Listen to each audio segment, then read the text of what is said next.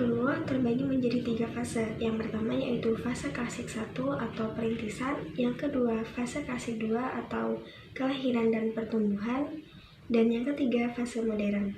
Untuk fase yang pertama yaitu fase klasik 1 atau perintisan. Fase ini dimulai sejak abad 2 Hijriah. Motif yang mendorong penyusunan fikih lughah adalah munculnya lahan atau kesalahan berbahasa di kalangan masyarakat Arab akibat interaksi mereka dengan masyarakat luar. Aktivitas ilmiah pertama yang dilakukan oleh para ulama yaitu mengumpulkan data-data kebahasaan dari masyarakat pedalaman atau Badawi. Kemudian para ulama mengkodifikasinya dalam bentuk kamus, buku bahasa Arab, dan tafsir Al-Quran. Pada fase ini terdapat 2 karya yang paling menonjol. Yang pertama yaitu karya Khalil bin Ahmad Al-Farahidi, merupakan kamus bahasa Arab pertama yang disusun berdasarkan urutan bunyi. Dimulai dari bunyi yang paling dalam dari aqsal khalq atau ujung tenggorokan yaitu ain, hingga bunyi yang paling luar dari syafatain. Kamus ini diberi nama Kitab Al-Ain. Untuk yang selanjutnya yaitu Umar bin Utsman Al-Kambar atau populer dengan sebutan Sibawayh, merupakan buku tata bahasa Arab pertama. Berikut usaha-usaha yang telah dilakukan Sibawayh dalam karya tersebut. Yang pertama, menyempurnakan pekerjaan gurunya, Khalil bin Ahmad Al-Farahidi. Yang kedua, penyusunan nahwu telah sempurna pada karyanya ini. Yang ketiga, pada karya tersebut telah melewati batas kajian nahwu, di mana ditemukan kajian balaghah di dalamnya walaupun masih sederhana. Yang keempat, karya Sibawayh telah mempresentasikan pandangan dan konsep-konsep nahwu ulama Bashrah. Lalu yang kelima, pengembangan pemikiran nahwu yang dilakukannya merupakan penyempurnaan teori amil dalam bidang nahwu dan shorof yang telah dilakukan atau yang telah ditemukan oleh gurunya, Khalil bin Ahmad. Lalu yang keenam, Sibawayh telah menyempurnakan istilah-istilah nahwu yang telah dimulai sejak Khalil bin Ahmad.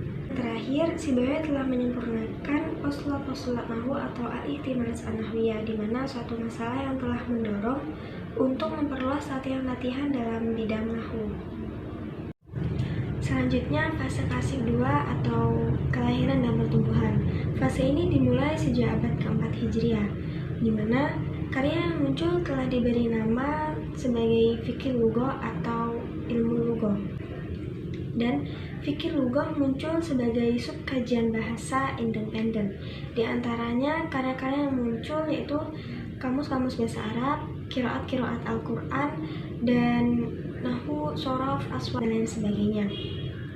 Terdapat 3 ulama yang paling berjasa dalam perkembangan fikih lughah, yaitu Ibnu Faris, Ibnu Jini, dan Jalaluddin As-Suyuti.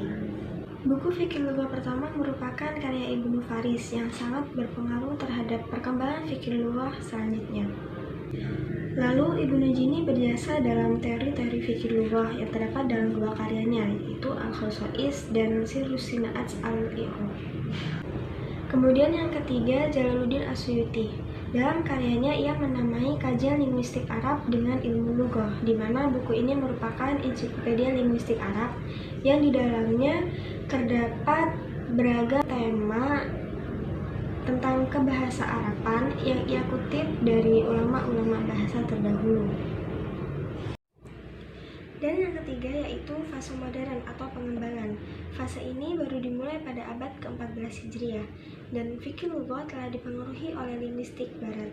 Di antara pengaruhnya yaitu sistematika pembahasan fikih lughah yang dibagi menjadi 4, yaitu fonologi, morfologi, sintaksis, dan semantik. Sedangkan pembahasan kajian dalam ilmu lughah dibagi menjadi 2. Yang pertama, deskriptif atau wasfi, dan yang kedua, historis atau muqarron.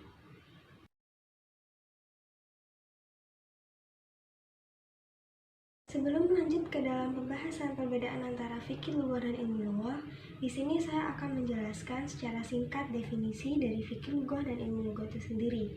Dan untuk yang pertama, saya akan menjelaskan tentang definisi fikih lughah. Fikih lughah sendiri terdiri dari dua suku kata, yaitu fikih dan lughah. Fikih secara etimologis memiliki arti memahami atau mengetahui sesuatu. Dan lughah menurut Ibnu Jini mendefinisikan sebagai berikut: aswatun yu'abbiru biha kullu qaumin an agradihim, yang memiliki arti suara yang digunakan oleh suatu kaum untuk menyampaikan maksud mereka. Dengan demikian, secara etimologi fikih lughah berarti memahami bahasa serta hakikatnya, sedangkan secara terminologis menurut Ibrahim Al-Hamdan menjelaskan al-ilmu yu'na bi fahmil lughah wa dirasa qadayaha wa mawdu'atiha, yang berarti ilmu yang mempelajari bahasa, objek-objek dan problematikanya. Objek pembahasan fikih lughah menurut Ibrahim Al-Hamdan yang pertama yaitu asal-usul bahasa, lalu karakteristik bahasa, dan yang ketiga tradisi masyarakat Arab dalam berbahasa, lalu yang keempat bunyi bahasa, yang kelima dialek Arab, lalu morfologi Arab atau sorof, yang ketujuh sintaksis Arab atau tarkib dan bisa disebut sebagai nahwu, lalu yang kedelapan semantik Arab atau dilalah Arabiyah, dan selanjutnya derivasi atau istiqaq yang 10, polisemi, sinonim, antonim, dan nahd, lalu yang ke-11 i'rab, dan yang selanjutnya leksikologi Arab atau ma'ajim al-Arabiyah, yang ke-13 problematika bahasa Arab atau istilah-istilah modern Arab, ajakan ke bahasa Arab amiyah, meninggalkan i'rab dan memperbaiki tulisan Arab, dan yang terakhir hasil kajian dan keputusan lembaga bahasa. Kemudian yang selanjutnya definisi mengenai ilmu lughah atau linguistik. Secara etimologi, linguistik berasal dari bahasa Latin lingua yang artinya bahasa. Dalam bahasa Inggris berarti linguistik atau ilmu bahasa. Kemudian diserap dalam bahasa Indonesia menjadi linguistik atau ilmu tentang bahasa. Juga disebut sebagai ilmu menelaah bahasa secara ilmiah. Dalam literatur bahasa Arab disebutkan bahwa linguistik dapat diartikan sebagai ilmu lughah. Dan secara terminologis, linguistik merupakan ilmu tentang bahasa atau menelaah bahasa secara ilmiah. Literatur berbahasa Arab seperti Atiyah berpendapat bahwa ilmu lughah huwa ibaratun an dirasatil ilmiah lil lughah fa huwa ilmun yatanawwalul lughah mawdu'an lahu, yang artinya sebuah istilah tentang pengkajian secara ilmiah terhadap bahasa dan menjadikan bahasa sebagai objek kajiannya. Topik pembahasan ilmu lughah menurut Wafi, yang pertama membahas tentang asal-usul, pertumbuhan, dan perkembangan bahasa. Lalu yang kedua fenomenologi bahasa, dan yang ketiga bunyi-bunyi bahasa. Lalu yang terakhir yaitu studi terhadap makna bahasa. Lalu yang selanjutnya antara fikih lughah dan ilmu lughah. Beberapa literatur berbahasa Arab ditemukan pula istilah fikih lughah, yaitu pada abad ke-4 Hijriah oleh Ibnu Faris.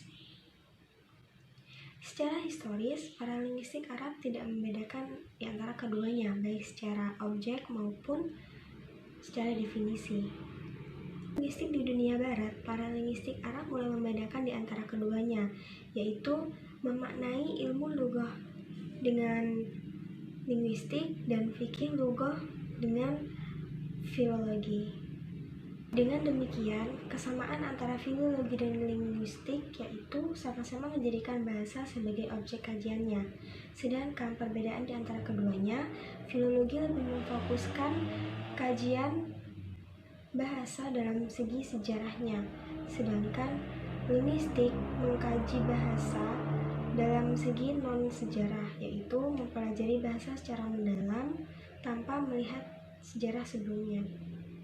Dan untuk selanjutnya, saya akan membahas tentang istiqaqul lafzi atau polisemi, dan sinonim atau at-taraduf, dan antonim atau at-tadad.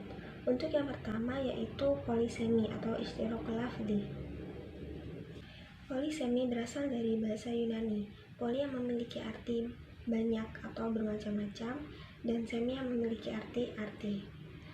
Menurut Wafi, istiqaqul lafzi adalah lil kalimatil wahidah iddatu ma'anin tutlaqu ala kulli minha wa ala tariqil haqiqah la majaz, yang artinya satu kata mengandung beberapa arti yang masing-masingnya digunakan sebagai makna denotatif atau hakiki, bukan makna konotatif atau majaz.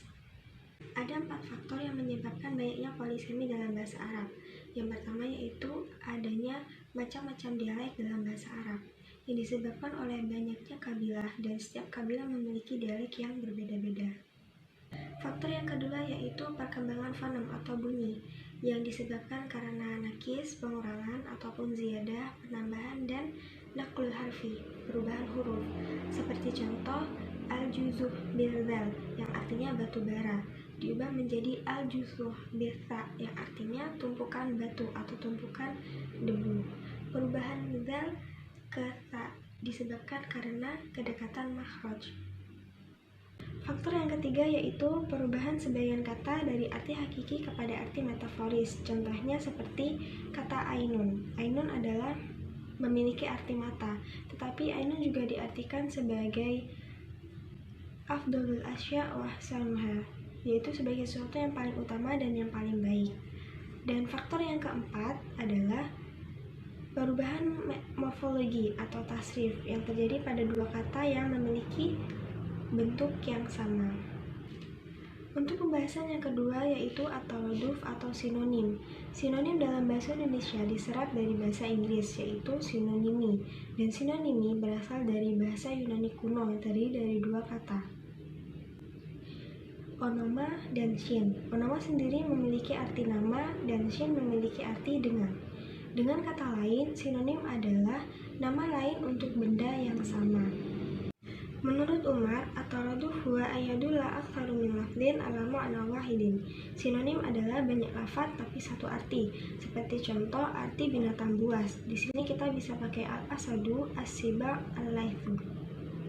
Berikut faktor-faktor banyaknya taraduf dalam bahasa Arab adalah yang pertama, bahasa Arab atau bahasa Quraisy sangat terbuka dan respon terhadap beberapa dialek-dialek bahasa Arab di sekitarnya.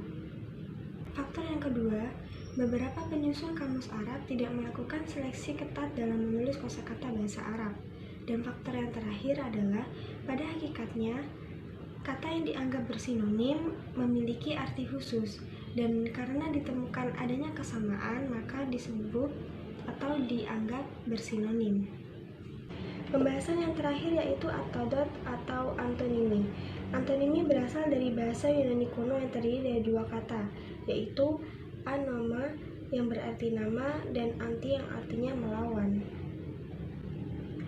Secara harfiah, antonimi adalah nama lain untuk benda lain, dan dalam bahasa Arab, at-tadad dibagi menjadi 4 jenis, diantaranya untuk jenis yang pertama yaitu at-tadad al-had adalah antonim yang tidak berjenjang seperti mutazawijun al-zabun. Dan jenis yang kedua adalah at-tadad al-mutadarrij adalah antonim yang berjenjang, contohnya seperti sahinun baridun. Jenis yang ketiga adalah at-tadad al-aks atau antonim berpasangan, contohnya ba'a ishtara. Lalu jenis yang keempat at-tadad al-ittijahi, antonim arah,